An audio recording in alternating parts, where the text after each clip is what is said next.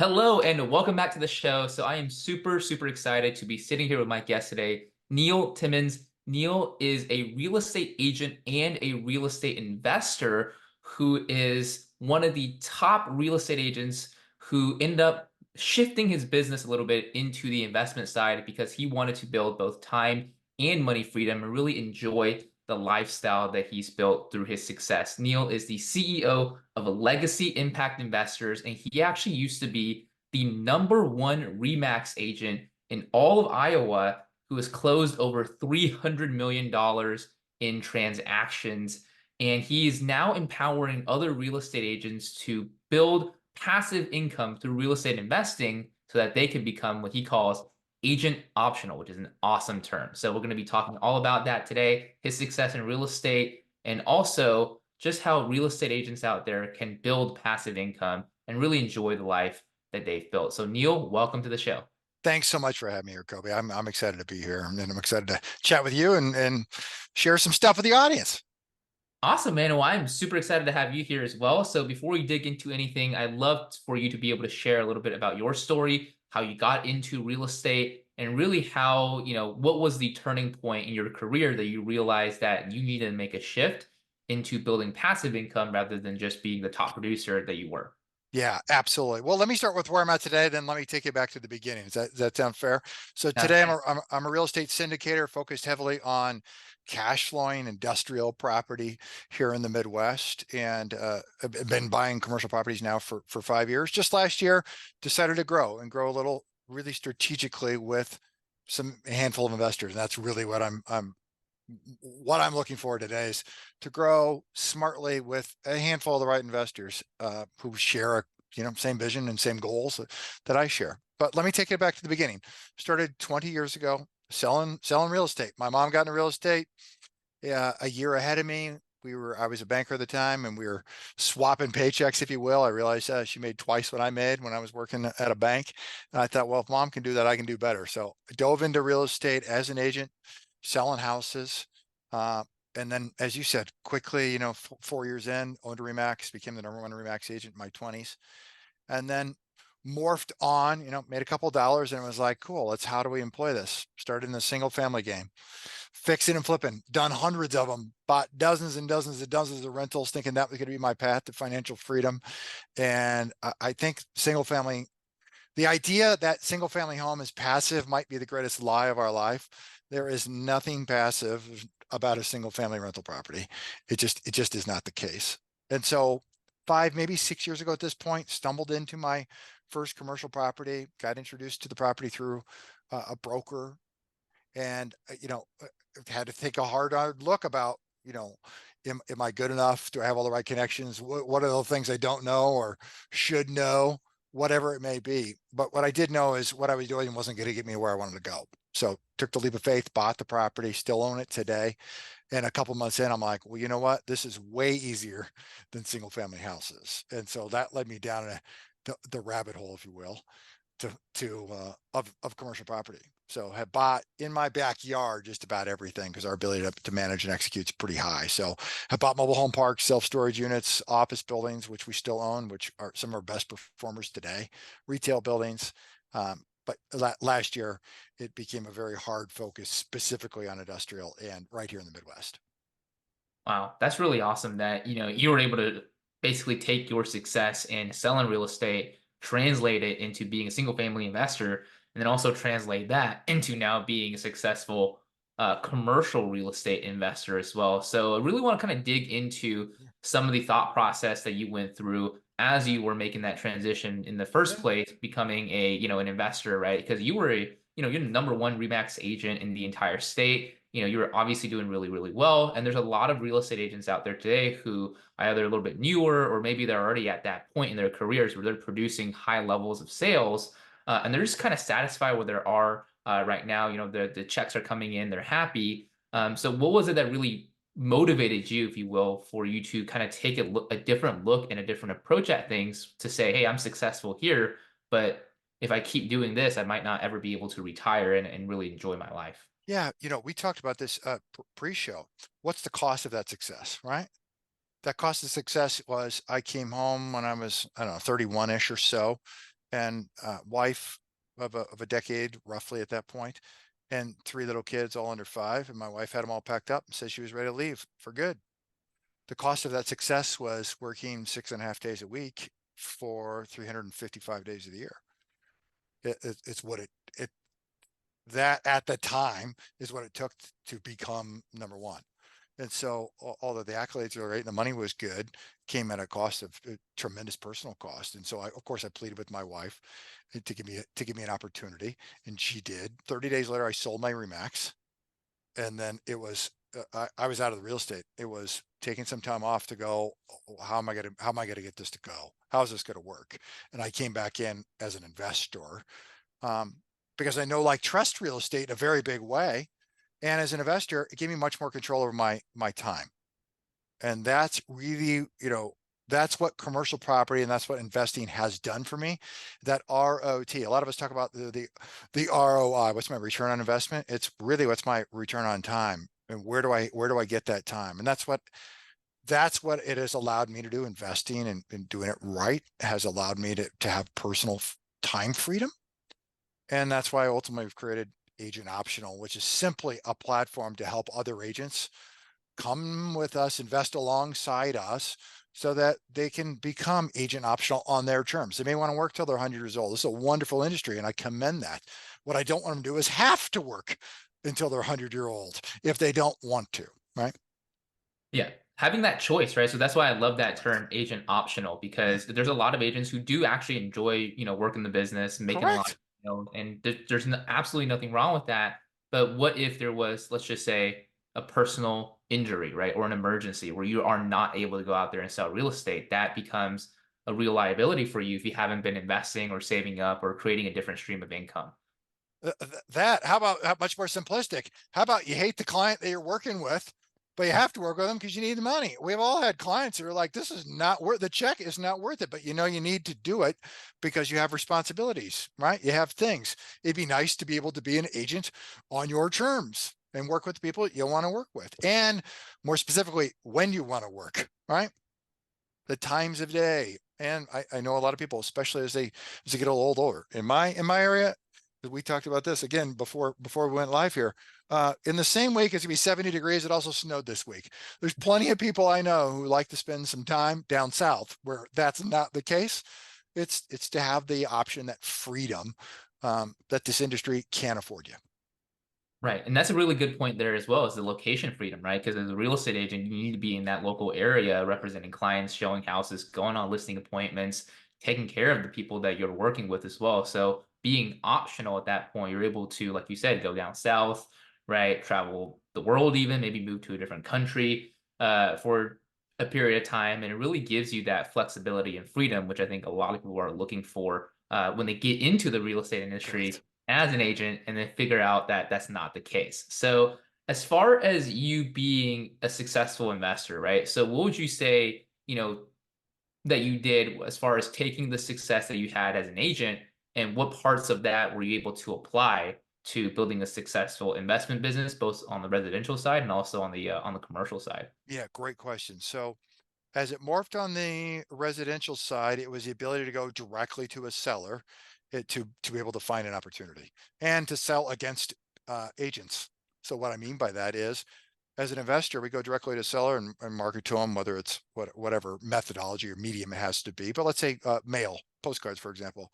Well, we can buy a home as is, never ask you to fix or repair anything. Literally leave a house full of stuff. So um, we've had houses where we bought almost everything. I bought a house. It's been 3 years ago at this point, from a retired couple who wintered down south, and they decided they want to move permanently down south. And all this stuff they had up here in the north, they didn't need anymore because they had two of everything anyway. So literally, I'm talking glasses, dishes, silverware, everything, everything, everything. I mean it all. They took their clothes and that was it. They left, and because it was the convenience factor for them. Money's not was not the most important factor. Convenience was the most important factor. So sell against what a real estate agent could do, which I'm still a real estate agent, right? What are we going to do with a house full of stuff as an agent, right? So the ability to solve a problem, that was really what it came down to. And now on the commercial side, we've bought multiple properties, same thing, direct to a seller solving a problem. But more a larger percentage is utilizing brokers and off market. Typically, our stuff that we buy is through a broker and done off market. So it's the ability to build relationships, to have credibility, to know that when you say something, you're going to do something, you're going to close. You're actually going to do it. The world of commercial real estate and buying a property is just very different than the residential world, right? Where you have 5 or 8 days for an inspection, if you will, and then the earnest money just looks different. And it's a big boy and a big girl world in the commercial side where earnest money is a real numbers, and people will argue about it. So there are just everything's very firm and it just becomes very different. So building those relationships and having a reputation for executing is very important. Right, absolutely. And that's really really interesting because a lot of agents, right, they I guess they don't think about it that way where they can apply their success and their experience and knowledge into becoming a successful investor in other realms or maybe just even other businesses at that Sure. point. So you were able to do that very successfully. And as an agent, I think they should start thinking about that, right? What are some things they can do to get into investing? And I think that's a good question for you as well. If somebody's out there who is actively selling real estate, they're already, don't have a lot of time to spend on anything else other than servicing clients already. Yeah. A lot of times we hear questions like, well, how am I going to take the time out to either learn investing or start investing myself? I'm too busy working with clients. What can some of these agents do, whether if it's, just representing investor clients or, Yeah. potentially just, you know, committing to a certain period of time a day? What can they do to start this journey? Because Well, as we all know, if they don't start, it's never going to happen. correct. Well, this is going to sound self-serving, Kobe, but go to my website, agentoptional.com. We've got a free investing series. You can get the videos there. Um, but more past that, I would say don't do it. What I really mean by that is align yourself with avenues in which you can invest with and through other people to be a passive investor. And here's what makes me say that. Um, a doctor, an attorney, they're really good at doing what they do. They're excellent at what they do. They're really good at earning money, but they're not going to just all of a sudden become a full-time real estate investor. It's just not going to happen. But they absolutely put money in those avenues because they know, like trust real estate as an asset. Just like when if they're going to invest with or through a stock to buy stock market, they don't become a stock broker or an investment advisor. They find somebody that they can trust and help them down that path. So I would say educate yourself and understand how you can participate in these things, but without having to change your day job because you're excellent at what you do. That's the thing that will create the dollars and cents for you and allow you to live. The other avenues where you can place your dollars allow you to become wealthy and become ultimately job agent optional on your terms. Right. So the way you look at it is you need to think of investing as a more of a passive activity rather than an active activity, right? Because you have your job, right, as an agent that's selling real estate, right? And then you take the money that you're making from your commission, so do a great job of selling real estate, and then just reinvest it or redeploy it into commercial or residential real estate investment. So that way you actually have, I would just say a buffer against something bad happening or, having that flexibility to be able For to. for for almost all agents, that's absolutely the best path for them. Yes. Yeah. So now, as far as investing vehicles, right? Do you have, obviously you are a syndicator yourself. There's, you work on different types of investment properties, like we mentioned earlier in the show. As an agent who is starting out, should they just start with commercial real estate investing? Should they look into potentially residential first? What would your advice be on that for an agent who is looking to invest some money Yeah, into? absolutely. It starts with what's the goal? What are you trying to achieve? Right. And so if you really want to be hands-on, that's something that appeals to you, buy a house, buy an investment property or commercial property, but get hands-on and get educated that way. If just having the benefits, right? You want the cash flow, you want the tax benefits of owning real estate, but you don't want to deal with the tenants, the termites, the toilets, the personal guarantee on the loans that come along with it. You don't want to deal with any of that. Being a passive investor is the best way to go to be able to get all the benefits, but without all the headaches. Right. So things like investing in syndications and investing in, real estate funds and different things like that, right? As an agent, that's a lot, I would say that's a lot easier for somebody to be able to manage rather than going out there and trying to, Correct. fix and rehab their own property. That's why I said for almost all agents, that's the best route to go, because when you start going to rehab a property, now you're into a totally different set of skills. Being an agent is about marketing, building relationships, knowing how to negotiate. And that just really means communicate, to come, two different parties to come together to an agreement. Rehabbing is a total different thing, right? You're into an entirely different business. And that's what has me say, for most agents, speak just like the doctor, getting excellent at one thing, so ultimately you can become so valuable that generating tremendous amounts of income, and then deploy that effectively with and through the right people. That's generally the best solution for somebody, and the fastest way to be able to get there. Right. And I love that you mentioned that. I love that you mentioned that being a rehabber is almost like learning a completely different business because if you think about it, it is a completely different business. There are Correct. contractors and entire companies that's all they do is rehabbing the properties, right? Correct. And you have to learn that entire business if you wanted to do that on your own or pay somebody else to do it, which again, you're gonna have to come out of pocket in order to do that. So that is very interesting. And as we all know, as busy professionals, we don't necessarily have the time or want to spend the time to do that, right? Because Correct. thinking about the end goal is you want to have more time, right? Are, More are, time to spend on are you your saying are you saying it's not as easy as that 22-minute show I saw on HGTV? It's not that simple. No, it's definitely not, right? People are watching these shows out there telling them how easy it is to rehab, right? And in reality, it's a legitimate business that you have to learn, Yeah, and right. and that's just one part of it, right? Because investing in residential, it's not just the rehab side; it's the acquisition side, which again, there are entire businesses out there that do acquisitions, Right. wholesaling companies, Correct. right? And then there's the management side, right? Property management companies. That's three businesses that you have to learn Yeah. in order to manage a successful portfolio of in Yeah. single family rentals. Yeah. I always say there's no right and there's no wrong. There's only what's right for you, whatever that happens to be. And so that's why I love the work you do, and the people plugging in the podcast to get educated so you can find that right path for oneself. Right. Absolutely. It's based on your goals and kind Yeah. of what you feel like works for you, right? That's, I think, absolutely anybody needs to start thinking about that, whether they're investing in single family, multifamily, commercial, whatever it is, you have to think about what you want to do and what works for you and the vehicle that you want to leverage your income in as well. So Yep. now you have something that I saw is called the 7-step playbook for agents to invest passively. I'd love to have you be able to go through that a little bit. I know there might be some details you want to kind of keep to yourself a little bit or have people go through your programs, but anything you can share on that seven Yeah. steps is No, just it's great. It's exactly what I alluded to earlier. It's our 7-step video series on how to become agent optional. 100% free, by the way. I don't have any courses that I sell. It's not about that. It's about, for us, it's simply we want to grow strategically with the right folks, and really make an impact in agents' lives. Because I know, had I had an avenue like this for me when I was at Remax cranking away, I suspect, you know, I wouldn't have had to work. I wouldn't have pushed myself as hard as I pushed myself. It would have looked a little different, as you know, passive income comes in from the things that take place, right? From making smart decisions. And that's what I love about real estate is, when we do a project today, when I say project, we typically are acquiring a property that's existing.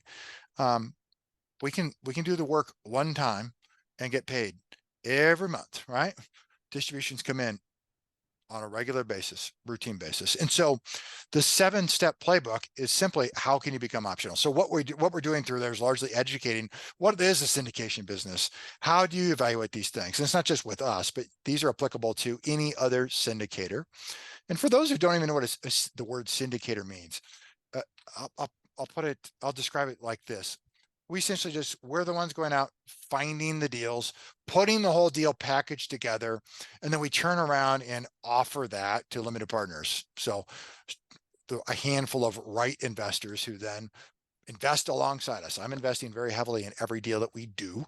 So they invest alongside of us, and we become responsible for things. We're the ones executing the business plan, taking care of all the debt that goes on the property, uh, everything that's associated with the execution of that business plan. And they simply get to reap the benefits, tax benefits, and also the cash flow benefits of that property.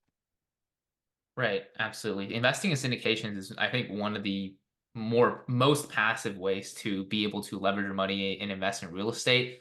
But because of the way it's structured, you're also going to get a lot of the benefits from investing in a syndication rather than some type of, you know, Wall Street fund or something that just happens to invest in real estate. Right. You're not getting those benefits. So walk the listeners through, if you don't mind, of what are the specific benefits of investing in a syndication, especially as a real estate agent, and also how would you, as a passive investor, analyze and find these opportunities to invest in so that you can have your money leveraged and also reap the benefits, like you said, like tax and Yeah. different things like that. Yeah. The biggest benefits is, you get a tax benefit. And so when we do these, we put a whole package together and lay out what those benefits are, meaning here's what our projected cash flow looks like for the next 5 or 10 years, whatever the business plan happens to be for the particular property. Here are the tax benefits. So we do what we call is what's called cost segregation. So we essentially accelerate the tax benefits through depreciation of a property so that we can front load those tax benefits. We like big giant tax deductible money today, right? So we want to minimize our tax liabilities. So tax benefits big on the front end, along with ongoing cash flow. And then if we're going to, depends what's in the business plan for each particular property, but it's either refi cash out. So people are getting part of their money back when we do a refi, or if we're going to sell the property, naturally get a big chunk of the profit there when the property is sold. So the next piece of your question is, how do we find these things? And that's a challenge because it's not like you're going to, syndication.com and there's hundreds of them. It's plugging into podcasts like this. It's Googling and finding syndicators, and it's getting to know people. And so, on my website, agentoptional.com, there's a button. You can, of course, get the free series. You can schedule a call with me though. Literally, let's just have virtual coffee and get to know each other and ask a bunch of questions. It's largely about getting educated and then understanding who it is that you're dealing with. For us, and I occasionally invest in other people's syndications. I want to know that somebody's got skin in the game. So are they writing checks to be part of this? Right. So I want them I want our incentives. If I'm going to invest with somebody, I want the incentives to be perfectly positively aligned. And so that's what we do, right? Oftentimes I'm guaranteeing the debt in many cases. So you better believe our incentives are aligned when I've got to guarantee a whole bunch of money on a project. And percentage of the profits, typically, depending on the deal, we get percentage of the profit. The better we do, the more we get. So naturally I'm incentivized to go. I want to make and deliver excellent returns for investors. Right. So making sure that you are aligned with a syndicator or, for I guess more the operator of the syndication, Yeah. right? Who is also has skin in the game and also they know what they're doing, right? So obviously somebody like yourself who's done this for a long time, who has a lot of syndications going on at the same time and a lot of properties that you've invested in and experience in a lot of different types of investments. That's, I will say something positive to look for as far as working with a syndication partner to invest your money with and through so that way you're going to be taken care of and that you're not putting your money in the hands of somebody who doesn't really know what they're doing, which there are cases like that, right? So what are some things I Yeah. guess for people to look out for, right? Right. What do you see as you're analyzing syndications to invest in? This is just something that you would almost think of like a red flag that you Yeah. absolutely need Yeah. to step away from. Well, yeah, you hit it on the head. So let me back up one piece. We bought my team, my dollars. We bought millions and millions and millions of dollars in real estate before we ever took an investor's dime. We got to the spot where we were growing and had more opportunity than money. And that's ultimately where our syndication business has grown out of at that standpoint.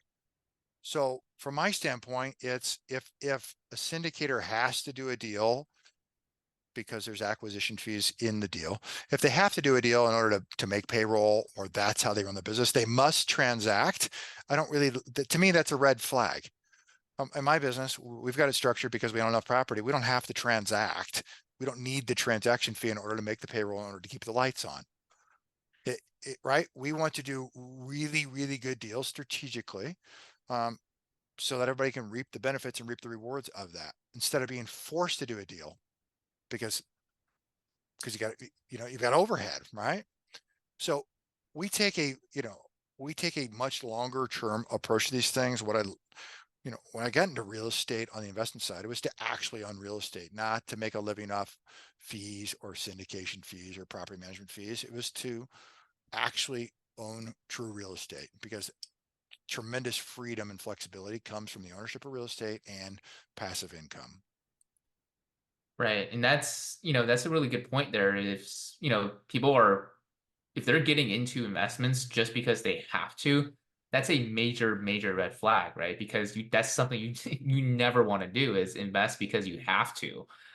It has to be something that actually makes sense. It all comes down really to the numbers, right? You're investing money and you're trying to get Right. money back. So if it's not working, then it's not working, right? You don't have to. You should never invest because you're forced to invest or put your money into something, and that's Yeah. that's very important as Yeah. well. So you know, what you asked me about red flags, a couple other ones come to mind. The debt. One should be asking questions surrounding what kind of debt's going on the property.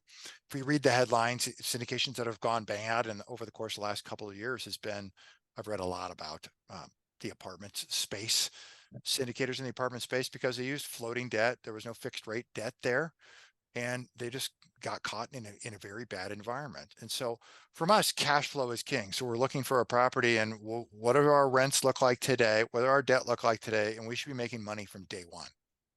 Day one, right? It's just budgeting this thing out so it's a case versus, we hope these things may come. So a red flag would be if all these assumptions have to come true in order for you to make money, that's a red flag that you got to be asking a whole lot of questions on, because it should make sense from day one and it should just simply improve.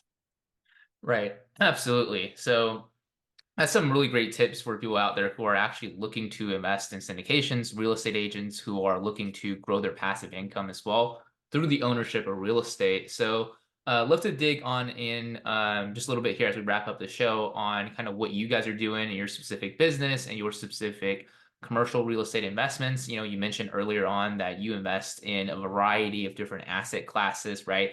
Mobile home parks, self storage units. Now you're going into more industrial.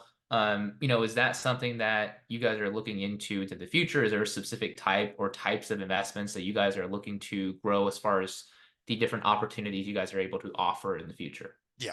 So in my backyard of Des Moines, Iowa, we buy just about anything, because we've got I've been here 20 years and have a tremendous deep network. And so that's where we have owned and operated just about any asset class, and will continue to do so, just because our ability to execute is very high. As soon as we cross the state border, it's industrial only. We can execute at a very high level across state borders. Just because we've got that specific thing. There's fewer moving pieces on that compared to, say, a mobile home park. It's just not the same. It's much, much easier to manage and execute at a high level. And so, yes, we're focused on the Midwest, on industrial property specifically. And, you know, certainly if you reach out, we'll have a conversation about why industrial property. The demand is incredible, and it allows itself for, you know, unlike an apartment, a lot of ups and downs depending on what's taking place. It is simply just very stable.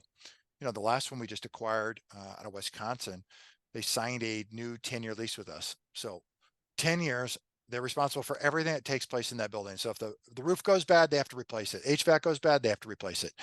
So it is truly as passive as it gets. And we know exactly, we've got a tremendous long-term tenant who's been in business years and years and years, and they love the property, and they're going to be there at least a decade at this point. Wow. Yeah. So that's a very good breakdown of why you guys are investing in industrial property. So, do you guys do any multifamily or apartments, or is that something you guys mostly stray away from? Yeah, that's where I started, coming out of the single family and then buying small multis, but we don't have there. We've got small multis. We don't have any large complexes at all. Now, is there a specific reason for that? Why you guys don't invest in multifamily? Because Yeah, it's very popular amongst other investors. hugely popular, and for most real estate agents, that's the next bridge, because it's easy to comprehend a single family home and then do a 4 or 8 or 50, whatever it may be, versus industrial. It's just, I got exposed to it a little differently. Um, the management side of things, if we found the right property in the backyard, we certainly would buy it. But the management side of things, our ability to I just love the demand and the ease of management associated with the commercial side of things. Even though we've got a few dozen rental properties, and certainly we've got late payers on the rental side, the apartments and the houses, right? We've got late payers. We've had to evict. I can tell you from all the period of time of owning commercial real estate, I've never had to evict anyone ever. And so part of that is you're just dealing with a different tier of people. Um, and that's a large reason why. Right, and they're renting the properties for a different reason as well. So it's, it's not out of necessity, I need a place to stay. It's, I'm running a business It's here. it's out of a function of a business that especially in the industrial side, that is like a truck, is like a piece of mechanical or machinery equipment in manufacturing. It is a tool to operate their business to make money. That's what the real estate is. And therefore they need that tool. They pay the rent in order to operate their business to make money. Yes. Right. Absolutely. And that's a great way to look at it. And that's why it makes such a great investment vehicle because it's so much more stable and requires less headache and going back and forth that we all hear of residential investors and even apartment investors, right? Having to evict, having to do this and go through the county and all the different just Hey, stress. having a moratorium on rent for apartments, that didn't take place in the commercial world. They pay. Right. Yeah. Right. Absolutely. Yeah. Well, Neil, I really appreciate you being on the show today. You shared a ton of value, and I really am grateful for you being able to share your experience as well as an agent and as an investor, and really share how real estate agents out there can actually build their wealth and not have to sell real estate until they're 120 years old or Yeah. the day they die or something like that. So, for our listeners and viewers out there that want to learn more about what you are doing, that want to invest with you, maybe they want to just grow their passive income and just get educated. Obviously, they can go to your website, but what are some of the other places that they can follow you or just keep up with educational content that you're putting out there? Yep. One of two places, agentoptional.com. Go there, get on the calendar. Let's just meet and have a conversation, or find me on LinkedIn, Neil Timmons. There on LinkedIn. That's the best ways to get me. Awesome. We'll make sure to leave the links to both of that in the description, the show notes down below, so that way it's easy for people to find. But other than that, Neil, thank you again for being on the show. Before I My let you go pleasure. here, is there any last pieces of advice, any last tips you want to leave with our listeners before you sign off? Start. Good question. Start now. The only thing anybody ever wishes is they just started a little earlier, because the way everything rolls, compound snowballs, if you will, start earlier. Just do it now. Don't put it off. Awesome. That's great advice, man. And I appreciate you for being here and appreciate you for tuning in. And we will see you on the next show. Take care.